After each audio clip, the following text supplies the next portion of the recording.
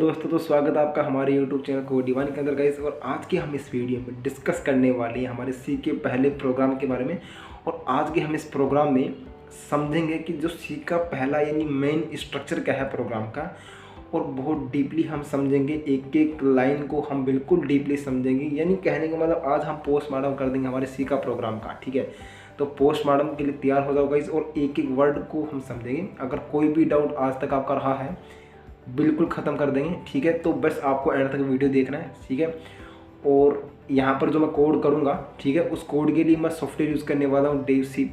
आप चाहे तो कोई सा भी सॉफ्टवेयर यूज़ कर सकते हैं, चाहे आप VS कोड यूज़ कीजिए, चाहे आप टर्बो C++ यूज़ कीजिए, चाहे आप नोटपैड यूज़ कीजिए, वो आपकी इच्छा। सबलाइम टेक्स्ट यूज़ कीजिए, बट हम जो कोड यूज़ कर रहे हैं वो हम यूज़ कर रहे हैं डेव C++। तो चलिए स्टार्ट करते हैं, समझते हैं कोड को। तो मैंने अपना सॉफ्टवेयर ओपन कर लिया यहाँ पर, एंड यस। तो यहाँ पर मैंने एक नई फाइल क्रिएट करनी है। यहाँ पर लिख देना है has include stdio.h and main, ठीक है। printf इसमें लिखना है my name is Lakhan, okay. And 1 2 का 4 1 2 का 4, ओके यार। रिटर्न 0, ठीक है। सो ये हमने एक मैसेज दिया है, उसमें उसको समझ लेंगे, ठीक है। तो ये हमारा बेसिकली मेन सी का स्ट्रक्चर है, ठीक है। अब मैं पहले इसको रन कर लेता हूँ प्रोग्राम को, उसके बाद में हम इसका आउटपुट देखते हैं, एंड उसके बाद में फिर समझते हैं कि ये कैसे क्या होता है, ठीक है। सो रन करने के लिए मैंने इस पर क्लिक किया यहाँ पर कंपाइलर लाइन के ऊपर, एंड यहाँ पर क्लिक करने पर पहले मुझे बोल रहा है कि प्रोग्राम को सेव कीजिए। तो हम पहले सेव कर लेते हैं। तो यहाँ पर इसका नाम भी मैं एक काम करता हूँ, लखन दे लेता हूँ, ठीक है। लखन ही दे लेते हैं, ठीक है। लखन ऑलरेडी सेव है, तो लखन मैं ये काम कर लेता हूँ,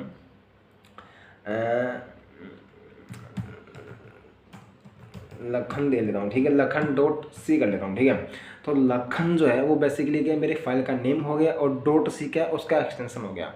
अब जिन लोगों को नहीं पता एक्सटेंशन क्या होता है, उसके लिए बताना चाहता हूँ कि भाई एक्सटेंशन जो है बेसिकली वो फाइल का फॉर्मेट होता है। लाइक कि जैसे कि मान लो आपके पास कोई PDF फाइल है, तो उस फाइल का नेम आता है। जैसे कि मान लीजिए आपने एक एडमिट कार्ड डाउनलोड किया, ठीक है, तो उसमें आएगा एडमिट कार्ड का नेम आ गया। जैसे कि मान लीजिए आपका ये, तो आएगा एडमिट कार्ड .pdf। तो .pdf जो है वो बेसिकली उस फाइल के बारे में बता रहा है कि भाई जो फाइल है वो PDF फाइल है, ठीक है। जैसे कि मान लीजिए वो गाना सुन रहे हो आप, उस गाने का नेम आता है तेरे नाम, फिर .mp3। तो .mp3 जो है वो क्या है, वो बेसिकली फाइल एक्सटेंशन है जो बता रहा है कि भाई ये जो आप सुन रहे हो फाइल जो है वो बेसिकली एक ऑडियो फाइल है, ठीक है। जैसे कि आप कोई वीडियो देखते हो तो वीडियो को नेम आता है, फिर .mp4 लिखा हुआ आता है। तो वो बता रहा है कि जो .mp4 बेसिकली स्पेसिफाई करता है कि भैया ये जो फाइल है ना ये वीडियो फाइल है। तो वैसे ही हर फाइल का अपना एक एक्सटेंशन होता है। तो यहाँ पर .c का मतलब है कि एक एक्सटेंशन है जो ये बता रहा है कि ये जो लखन नाम की फ़ाइल है ये बेसिकली C वाली फाइल है, ठीक है। यहाँ तक क्लियर। चलिए अब हम इसको सेव कर लेते हैं। सेव कर लिया मैंने, अब इसको रन किया तो देखिए आउटपुट आ गया my name is Lakhan and 1 2 का 4, ठीक है। तो ये हमारा आउटपुट स्क्रीन थी, ठीक है। अभी हम समझेंगे सब चीज़ों को, ठीक है। अभी हम देखते हैं कि भैया हैज़ इंक्लूड stdio.h क्या है। पहले हम इसको समझते हैं। तो देखिए हैज़ जो है वो बेसिकली प्री प्रोसेसर है। प्री प्रोसेसर मतलब क्या होता है भाई, ये प्रोसेस करने का काम करती है। अब क्या प्रोसेस करने का काम करती है, ठीक है, उसको हम थोड़ा आगे देखते हैं। एंड उसके बाद में इंक्लूड यूज़ किया गया और यूज़ किया गया stdio.h। तो जो stdio.h है वो बेसिकली हेडर फाइल है। जैसे कि हमारे पास होती है .c फाइल होती है, वैसे ये .h फाइल है ना। तो stdio क्या है, ये बेसिकली फाइल नेम हो गया, और .h क्या, ये मेरी हेडर फाइल है, ठीक है, उसका एक्सटेंशन है। तो stdio.h ये क्या है, एक हेडर फाइल है, ठीक है। यहाँ तक क्लियर। अब मैं बात करता हूँ कि फिर ये मेन क्या है, ठीक है, ठीक है, मेन क्या है, ठीक है। और जो हमारे पास जो हेडर फाइल थी stdio.h, उसको अगर आप पूरा कहना चाहो तो आप कह सकते हो कि STD मतलब होता है स्टैंडर्ड, I फॉर इनपुट और फॉर आउटपुट। तो स्टैंडर्ड इनपुट आउटपुट .h, ठीक है, ये हमारी फाइल का नेम हो गया। अब मैं बात करता हूँ ये मेन क्या है भैया। तो मेन जो है वो बेसिकली क्या, एक फंक्शन है। अब फंक्शन क्या है भैया फंक्शन को पता नहीं होगा अभी आपको। देखो फंक्शन क्या है, अब ये टॉपिक आगे आएगा सेपरेटली, तो हम वहाँ बहुत डिस्कस करेंगे इसके बारे में। डिटेल से समझेंगे, बट अभी के लिए मैं बताना चाहता हूँ कि मेन बेसिकली आप कह सकते हो एक मशीन होती है, ठीक है, लाइक समझ लो अभी, ठीक है ना, मशीन की तरह ही अपन समझते हैं एग्जांपल के लिए, ठीक है। तो जैसे मशीन होती है, तो मशीन क्या करती है, मशीन एक पर्टिकुलर टास्क परफॉर्म करती है। जैसे कि मान लो जूस निकालने वाली मशीन है, तो वो क्या करेगी भाई, वो जूस ही निकालने का काम करती है, ठीक है, इसके अलावा वो कुछ काम नहीं करेगी, ठीक है। जैसे मान लीजिए कोई मशीन है, टेलर वाली मशीन है, वो क्या करेगी, कपड़े सीलने वाला काम करती है, तो भाई वो वही काम करेगी। तो बेसिकली हर मशीन का अपना एक स्पेशल काम होता है, ठीक है, वो वही करती है, उसके अलावा कुछ काम नहीं करती वो, ठीक है। तो बेसिकली फंक्शन भी एक तरीके से अपने मशीन ही है।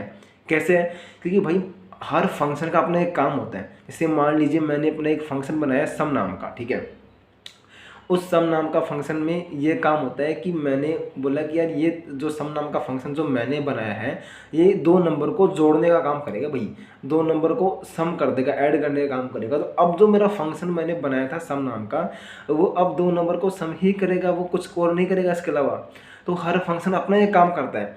जैसे कि मेरा फंक्शन सम दो नंबर को ऐड करने का काम करता है, वैसे भैया ये मेन फंक्शन जो है ना, ये भी बेसिकली क्या करेगा, ये इसका काम ये है कि यहाँ से प्रोग्राम स्टार्ट होता है, ठीक है। तो मेरा जो मेन फंक्शन है वो बेसिकली क्या, एक द्वार है, एंट्री गेट भाई, जहाँ से मेरा प्रोग्राम जो है वो एग्जीक्यूट होना स्टार्ट होगा। भैया यहाँ से जो कंपाइलर है वो हमारे इसको कोड को ट्रांसलेट करना या कन्वर्ट करना स्टार्ट करता है इनटू 0101, सो दैट हमारा program can communicate with the computer और मशीन, ठीक है। तो यानी यहाँ से जो है वो बेसिकली मेन जो हमारा फंक्शन है वो क्या काम करता है, वो ये काम करता है कि यहाँ से चीज़ें स्टार्ट होना, एग्जीक्यूट होना स्टार्ट होती हैं, ठीक है। यानी प्रोग्राम का मेन द्वार भाई ये, ठीक है, यहाँ तो समझ में आ गया। तो यहाँ से सबसे पहले यहाँ से एग्जीक्यूट होता है प्रोग्राम, ठीक है। अब मैं बात करता हूँ कि ये क्या है, तो ये कर्ली ब्रैकेट्स हैं, ये इस मेन फंक्शन की बॉडी है, कि भाई जो मेन फंक्शन है ना वो क्या क्या काम कर सकता है, वो इसकी बॉडी में होता है। जैसे कि मान लो मेरा मेन फंक्शन है ना, वो या मेरा सम फंक्शन है, वो दो नंबर को जोड़ने का काम करेगा। तो दो नंबर को जोड़ने के लिए जो हम कोड लिखेंगे ना, वो हम उसकी बॉडी में लिखते हैं, ठीक है। तो मेरा मेन फंक्शन की ये वाली बॉडी है, इसमें जो भी हम काम करेंगे वो सारा जो भी हम कोड करेंगे वो यहीं पर करेंगे सारा कोड, ठीक है। हम इसके बाहर बिल्कुल कोड नहीं करते हैं। चलिए अब मैं बात कर रहा हूँ कि भाई ये प्रिंट एफ क्या, अब प्रिंट एफ वापस एक प्रीडिफाइंड फंक्शन है, यानी ये वापस से फंक्शन है। अब जैसे मैंने कहा कि फंक्शन का जो होता है वो सबका एक ना एक काम होता है, हर फंक्शन का अपने एक काम होते हैं। तो वैसे प्रिंट एफ का भी अपना एक काम है। वो क्या काम है, प्रिंट एफ का काम इतना सा है कि भैया जो भी आप इसके अंदर लिखते हो वो एज इट इज़ ये प्रिंट करके दे देगा आपको। तो प्रिंट एफ का काम इतना सा है कि प्रिंट करने का काम देगा आउटपुट स्क्रीन के ऊपर, ठीक है। जैसे कि मैंने लिखा my name is Lakhan and 1 2 का 4, तो भाई जो आपने लिखा वो as it is console screen पे प्रिंट हुआ था ना, हमने जब रन किया था तो रिजल्ट आ गया था, ठीक है। तो वैसे क्या करता है ये प्रोग्राम को जो भी हम लिखते हैं प्रिंट एफ के अंदर उसको सेम टू सेम प्रिंट करवाने का काम करता है प्रिंट एफ फंक्शन, ठीक है। तो आपको जो भी डबल कोट्स में हम लिखना होता है हम लिख सकते हैं, वो सेम टू सेम हमारा प्रिंट होगा, ठीक है। अब आप बात कर दो कि ये क्या है, सेमीकोलन।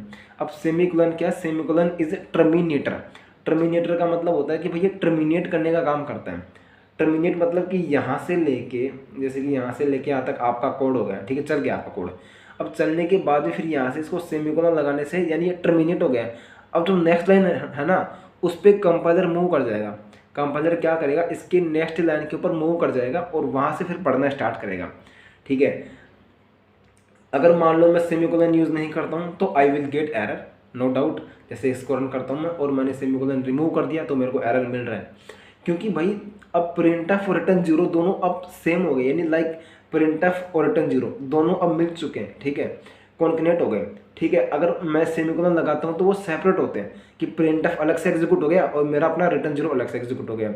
तो वो दोनों फिर क्या है कि आपस में मिलते नहीं है, ठीक है। अभी क्या है कि दोनों क्या है कि सेमीकोलन तो है नहीं, तो सेपरेट तो हुए नहीं, दोनों अलग अलग हुए नहीं, सेपरेट हुए नहीं, है ना। तो अभी क्या हो रहा है कि अभी दोनों साथ मिल गए, तो कंपाइलर को लगता है कि भाई ये तो दोनों साथ मिल गए, ऐसा सिंटैक्स तो है ही नहीं प्रोग्रामिंग के अंदर, सी के कोड में तो ऐसा होता ही नहीं कि दोनों अलग अलग आते हैं, यहाँ पर तो दोनों सेम आ गए।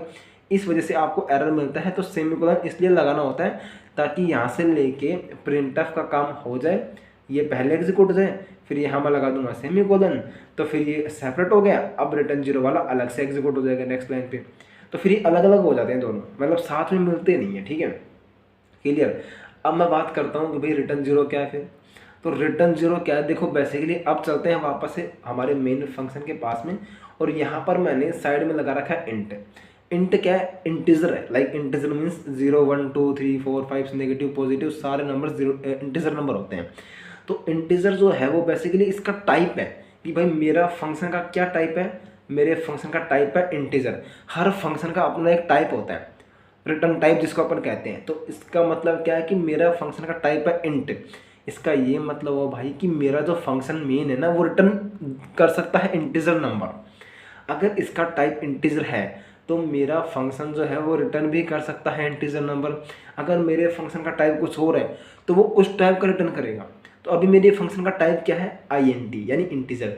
तो मेरा फंक्शन इंटीजर वैल्यू को रिटर्न कर सकता है। तो फिर आप सोच रहे हो कि सर यहाँ पर तो आपने जीरो लिख रखा है, फिर जीरो क्यों लिखिए हम? हाँ, हर बंदे जीरो लिखते हैं प्रोग्रामिंग के अंदर, आप भी जीरो लिख रहे हो। इंटीजर नंबर तो बहुत सारे होते हैं भाई, सारे लिख दो फिर यहाँ पर। बिल्कुल आप ऐसा नहीं कि यहाँ पर जीरो लिखो, आप 1 2 3 कुछ भी आप लिख सकते हो, वॉटेवर, ठीक है। तो बेसिकली क्या होता है कि आप इंटीजर वैल्यू को रिटर्न कर सकते हो। अब मैं इसको रन करता हूँ तो देखो यहाँ पर आइए आपका आ गया आउटपुट, और यहाँ पर देखो क्या है कि after 0.5 second with return value 23। तो यहाँ पर 23 आ गया ना रिटर्न वैल्यू के साथ में। तो जो हमने रिटर्न किया ना वहाँ पर ये यहाँ पर शो हो गया, ठीक है। अगर जैसे कि मान लीजिए अगर आप यहाँ पर रिटर्न नहीं लिखते हो, ठीक है, नहीं लिखते हो, मान लीजिए आपने भूल गए, गलती से, इंसान है भाई, ठीक है, नहीं लिखा आपने, ठीक है, तो ये आपको एरर नहीं देगा भाई, ये आपको वार्निंग देगा, वार्निंग भी नहीं देगा, सॉरी, है ना, आपको ये नहीं, क्योंकि ये बाय डिफ़ॉल्ट होता है, ठीक है। तो ये कुछ भी नहीं देगा, ना वो एरर ना वार्निंग, ठीक है। तो ये बाय डिफ़ॉल्ट होता है। तो अगर आप इसको रन करोगे तो आपको कोई भी इशू नहीं आएगा यहाँ पर, ठीक है। क्लियर हो गया। और अपने मन से इसने क्या दिया, बाय डिफ़ॉल्ट वैल्यू 33 दे दी यहाँ पर, ठीक है। तो बाय डिफ़ॉल्ट इसने क्या दिया, 33 नंबर दिया, ठीक है। चलिए अब यार एक डाउट आ गया, ठीक है, क्या कि भाई सर आपने जो हैज़ इंक्लूड लिखा है stdio.t क्या सीन है? देखो हैज़ क्या है, मैंने कहा था प्री प्रोसेसर है भाई। इंक्लूड stdio.h, तो std क्या है, standard input output dot H, एक हेडर फाइल है, ठीक है। तो ये इंक्लूड कर रहे हैं हम अपने प्रोग्राम में, ठीक है। We are including stdio.h in our program, ठीक है, in the beginning, in the starting, ठीक है। वाई? बिकॉज देखो ये हम इंक्लूड कर रहे हैं अपने प्रोग्राम में, हैज़ इंक्लूड यानी इंक्लूड करेंगे हम stdio.h को अपने प्रोग्राम में, स्टार्टिंग में ही सबसे पहले आते ये काम कर रहे हैं भैया। क्यों? क्योंकि देखो इंक्लूड इसलिए कर रहे हैं क्योंकि जो हमारे पास में जो प्रिंटर फंक्शन जो कि आप यूज़ कर रहे हो किसके लिए, प्रिंट करवाने के लिए, भाई ये जो प्रिंटर फंक्शन है इसका जो कोड किसने लिखा है, वो कोड कहीं ना कहीं तो सेव किया होगा ना उसने, तो उसने किस में क्या सेव, stdio.h के अंदर। तो हमारा प्रिंटर फंक्शन डिफाइन है किसके अंदर, stdio.h के अंदर। इसीलिए जो है बेसिकली हम यहाँ पर ये फाइल इंक्लूड कर रहे हैं। तो हमें क्या करना पड़ रहा है, अगर आपको प्रिंटर फंक्शन यूज़ करना है तो आपको यहाँ पर stdio.h को अपने प्रोग्राम में इंक्लूड करना पड़ेगा, ठीक है। इसलिए, और ये हैज क्या कर रही है, प्री प्रोसेस कर रहा है, ये इंक्लूड करने के लिए प्रोसेस कर रहा है यहाँ पर, ठीक है। क्लियर? तो अगर मैं इसका यूज़ नहीं करता हूँ तो फिर क्या एरर मिलेगा सर मेरे को? नहीं भैया, आपको एरर तो नहीं मिलेगा, बट आपको मिलेगी वार्निंग। और एरर भी मिलता है अगर आप लाइक बहुत पुराने वाले अगर सॉफ्टवेयर यूज़ करते हो तो, बट ये क्या है, स्मार्ट सॉफ्टवेयर है क्योंकि बना ही C और C++ के लिए। तो अगर आप लोग ये यूज़ भी नहीं करते हो हेडर फाइल तो आपको एरर नहीं मिलेगा, बट आपको वार्निंग देगा कैसे रन करते हैं, ठीक है। तो अगर आप लोग देख रहे हो इधर नीचे तो ये क्या बोल रहा है, incompatible implicit declaration of built in function printf. तो ये प्रिंटफ फंक्शन के अंदर आपको बोल रहा है कि आप फोर्सफुल यूज़ कर रहे हो, ठीक है, यानी वार्निंग दे रहा है आपको। और अगर आप पुराने वाले सॉफ्टवेयर यूज़ करोगे तो वहाँ पर आपको एरर भी देखने को मिल जाएगा, तो इसलिए मैंने वापस इंक्लूड कर दिया। अगर अब मैं इसको रन करता हूँ तो भैया ना तो मेरे को एरर मिलेगा, देखो 0 एरर्स एंड 0 वार्निंग्स, ठीक है। तो इसीलिए हम हेडर फाइल को इंक्लूड करते हैं अपने प्रोग्राम में, क्योंकि प्रिंटफ फंक्शन की जो डिफिनेशन है वो इसके अंदर है। कहने का मतलब क्या हुआ भाई, देखो जब मुझे मान लो तुम्हारे पास में कोई मूवी है और मुझे वो मूवी चाहिए, तो तुम्हारे सिस्टम या तुम्हारे कंप्यूटर में मूवी किस फोल्डर में है मुझे पता होना चाहिए ना, तभी तो मैं जाके कॉपी पेस्ट करूँगा वहाँ पर। अब मुझे पता है नहीं कि तुम्हारी मूवी किस फाइल में पड़ी हुई है, तो मैं कहाँ से क्या करूँगा। तो अगर मुझे एक्सेस करना है तुम्हारी मूवी को तो मुझे उसका फोल्डर, उसका पाथ पता होना चाहिए। तो वैसे ही क्या है कि अगर प्रिंटर फंक्शन को आप यूज़ कर रहे हो, एक्सेस कर रहे हो, तो आपका उसका पाथ पता होना चाहिए कि प्रिंटर फंक्शन कहाँ से आता है। तो प्रिंटर फंक्शन कम आता है आपके stdio.h से, इसलिए हम इसको इंक्लूड करते हैं अपने प्रोग्राम में। अगर आप क्लिक करके देखते हो तो देखिए काफ़ी ज़्यादा कोड दिखा, तो यहाँ पर आपका प्रिंटर फंक्शन भी डिफाइन होता है। ठीक है, समझ में आ गया। तो यहाँ तक अगर कोई भी आपको डाउट है गाइस, तो आई थिंक पहले तो कोई डाउट बचेगा नहीं। ठीक है, अगर कोई डाउट आता है तो आप कमेंट कर सकते हो and I will reply definitely. ठीक है, तो आज के लिए क्लास फिनिश। आई थिंक काफ़ी लंबी क्लास हो गई, बट गाइज क्या करें, डेफिनेशन पोस्टमार्टम करने के लिए टाइम तो चाहिए होता है ना, दैट्स वाई। ठीक है, नोट्स आपको मिल रहे होंगे। ठीक है, कमेंट नोट्स मैं आपको दे दूंगा। ठीक है, डिस्क्रिप्शन में। ठीक है, तो आज के लिए फिनिश, नेक्स्ट क्लास में मिलते हैं, नेक्स्ट चैप्टर में मिलते हैं guys. See you soon, bye bye.